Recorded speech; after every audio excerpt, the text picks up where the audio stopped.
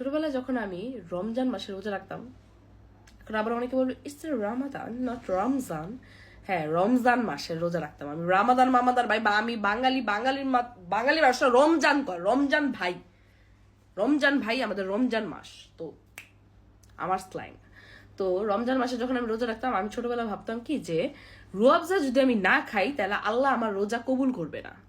আল্লাহ বলবে দাত তোর কিসে, তুই হচ্ছে রুয়াবজা খাস না, তোর রোজা আমি মানবি না, যা সর তুই মুখের সামনে থেকে, মানে এরকমই ভাবতাম। তো আমি কিছু খাই বা না খাই, কিসের আলুর চপ, কিসের পেঁয়াজ, জিলাপির সাথে মুড়ি বারমে যাক, আগে আমি খাবো হান্দি ভরে রুয়াবজা। আর আমার মনে হতো যত বেশি আমি রুয়াবজা দিব অত বেশি আমার আল্লাহ আমার সোয়াব দিবে, যে 1 সোয়াব 2 সোয়াব 3 সোয়াব। আমি এমন ছিলাম ভাই। আমি আবার ভাবতাম কি সেহরি মনে হয় কোনো একটা খাবার।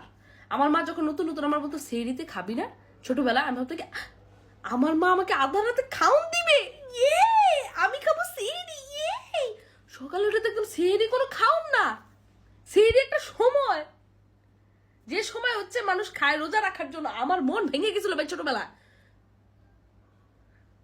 ভাই আমি ছোটবেলা অনেক ইনোসেন্ট ছিলাম। এখনকার পোলাপাইনা যখন দেখি না যে তারা হচ্ছে বলে সেহরিতে কথা বলার জন্য একজন মানুষে, ভাই আমি ছোটবেলায় সেহরি কি এরে বুঝতাম না, আর এখন মানুষ খুঁজে